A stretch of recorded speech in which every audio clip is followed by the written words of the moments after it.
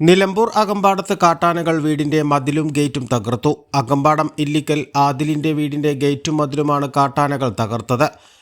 ഗേറ്റും മതിലും തകർക്കുന്ന രണ്ടാനകളുടെ ദൃശ്യങ്ങൾ എ പ്ലസ് വിഷന് ലഭിച്ചു. ഇന്ന് പുലർച്ചെ 4 മണിയോടെയാണ് സംഭവം. ശബ്ദം കേട്ട് ആളുകൾ ഒച്ചവെച്ചതോടെയാണ് കാട്ടാനകൾ സമീപത്തെ വനമേഖലയിലേക്ക് തിരിച്ചുപോയത്. രണ്ടാനകളാണ് വീടിന്റെ ഗേറ്റ് തകർത്തതെന്ന് ഇവരുടെ ബന്ധു നാസർ ഇല്ലിക്കൽ പറഞ്ഞു. വാഴ ഉൾപ്പെടെയുള്ള കൃഷികളും നശിപ്പിച്ചു. ജനങ്ങൾ തിങ്ങിപ്പാർക്കുന്ന അകമ്പാടം എരുമമുണ്ട റോഡിൽ കോരംകോട് റോഡിനോട് ചേർന്നാണ് ആദിലിൻ്റെ വീട്. ഇവിടെ സ്ഥാപിച്ച CCTVയിലാണ് ദൃശ്യങ്ങൾ പതിഞ്ഞിട്ടുള്ളത്. ആനകൾ വീടിൻ്റെ ഗേറ്റും മതിലും തകർത്തപ്പോൾ വീട്ടിൽ ആരും ഉണ്ടായിരുന്നില്ല. ആദിൽ വിദേശത്താണ്. മാതാവ് നോമ്പുകാലമായതിനാൽ അവരുടെ വീട്ടിലായിരുന്നു.